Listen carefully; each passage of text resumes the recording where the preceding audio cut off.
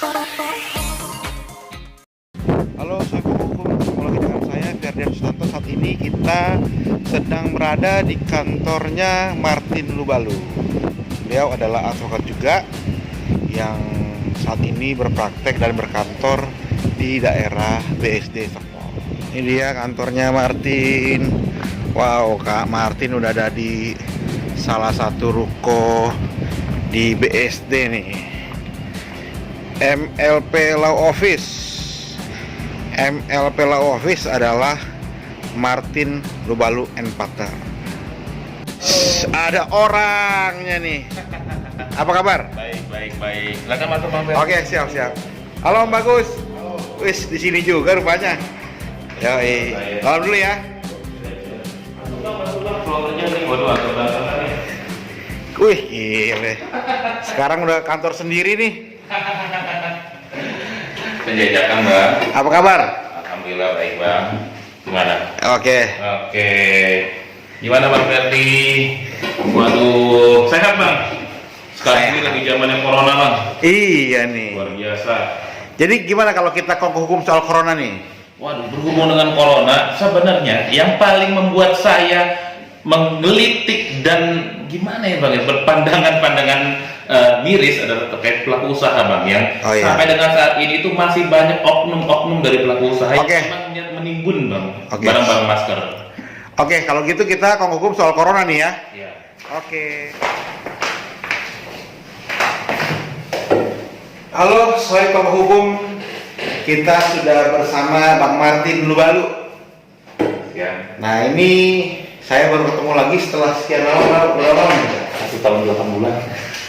Ingat ternyata dia 8 bulan. Hingga ingat. Ingat ini guru saya. Ini kan saya udah sama-sama di praktisi hukum. Ya. Saya terkesan juga sama Martin ini. Sekarang dia sudah buka kantor sendiri. Kantornya di mana sih? Di BSD City. BSD City ya? Ya. Di apa? Alamatnya di Ruko West Park, Blok A menuju BSD. Siap. Dan inilah penampilan kantornya sekarang kan. Nah, ngomong-ngomong terkait corona, Ya. ini kan kita mau diskusi tentang corona. Masyarakat tahu pada umumnya ya bahwa corona ini bukan cuma di 1-2 kota, tapi ada di beberapa negara, termasuk di Indonesia. Nah, yang ironisnya lagi, dari dampak corona ini malah sekarang harga masker itu malah menjadi mahal.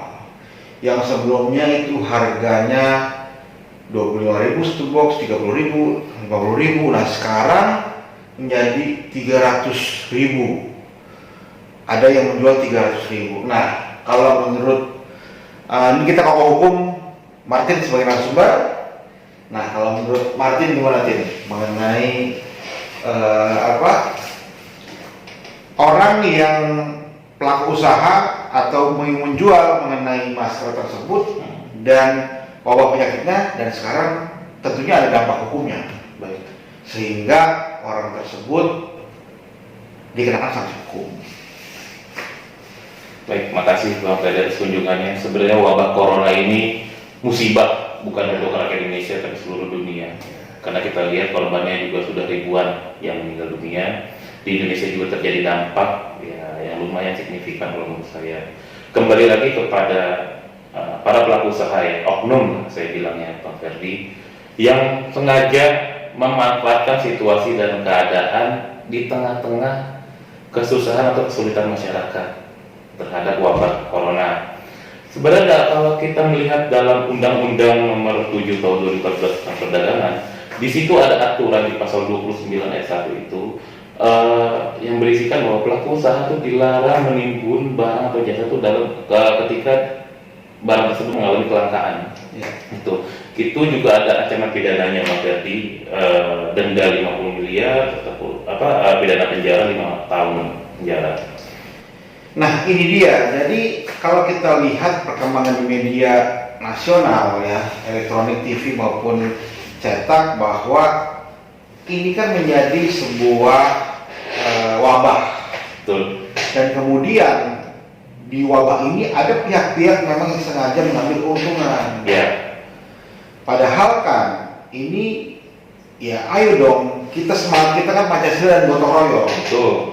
Ketika hal itu ada, itu menjadi fondasi kita gitu kan dalam bermasyarakat. Betul. Tetapi ada pihak-pihak yang melakukan atau mengalami keuntungan terlalu tinggi. Nah, sedangkan orang yang butuh. Betul. Bahkan sekarang harganya naik dan ada pembatasan. Nah, itu dia. Jadi barang langka ujung-ujungnya. Nah itu, jadi kalau kita membahas secara hukum bahwa hal ini kan menjadi kebutuhan masyarakat, Betul. ya kan? Jadi kebutuhan pokok malah sekarang. Nah, sekarang ada pihak-pihak yang mengambil keuntungan. Kalau menurut Bang sendiri gimana terhadap orang yang mengambil keuntungan? Biar teman-teman penghukum tahu juga nih.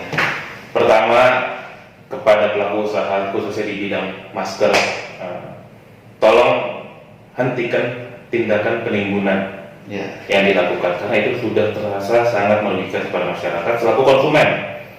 Tuh, konsumen itu berhak menerima barang yang baik, mendapatkan harga yang terbaik. Yang memang kita sudah ada aturannya itu. Ada undang-undang konsumen ya. Undang-undang konsumen. Jadi kalau kita lihat itu bisa panjang lagi nih kita Iya. ngomong hukum soal Panjang ini. undang-undang konsumen dan pelaku usaha. Ada 2 undang-undang ditambah sementara. Nah, kemudian apresiasi saya kepada pihak kepolisian serta jajarannya yang bertindak cepat, yang segera menindak semua setiap langkah gerak-gerik yang memang sudah disiapkan oleh oknum-oknum tersebut. Ya, belum lama kita lihat kan penyitaan di daerah Jakarta ya, Bang, dari yang di Tangerang pun ada.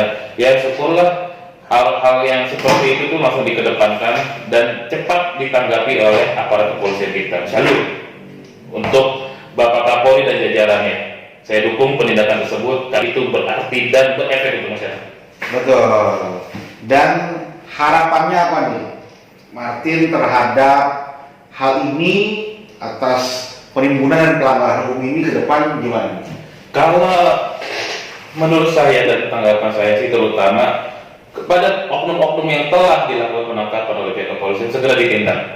Jalankan aturan hukum yang berlaku. Dengan ada sanksi pidana, cegat dia untuk melakukan tindakan-tindakan lain, penimbunan lain, bahkan coba dicari lagi kepada rekan-rekan usahanya. Memang terbukti, silakan periksa, lidik, sidik, sidangkan. Itu. Oke, kalau begitu makasih atas kongkong-kongnya Martin. Kang Ferdi. Semoga ini bermanfaat untuk masyarakat. Amin. Dalam mencari informasi hukum, dan seperti moto kita, Kongko Hukum untuk masyarakat Indonesia. Kongko Hukum untuk masyarakat Indonesia. Kongko Sukses. Hukum. Wah. Selesai sudah Kongko Hukum kita dengan Martin yang tadi membahas tentang bagaimana dampak corona di Indonesia, kemudian adapun pasal pelanggarannya yang sudah diterapkan oleh pihak kepolisian terhadap orang-orang yang melanggar pasal tersebut. Nah, harapan kita adalah agar masyarakat justru harusnya dalam hal ini saling berbagi ketika ada wabah. Dan bagaimana semangat ini telah disampaikan juga sebelumnya bahwa kita adalah semangatnya gotong royong. Nah, oleh sebab itu terima kasih dan terima kasih Kongko Hukum.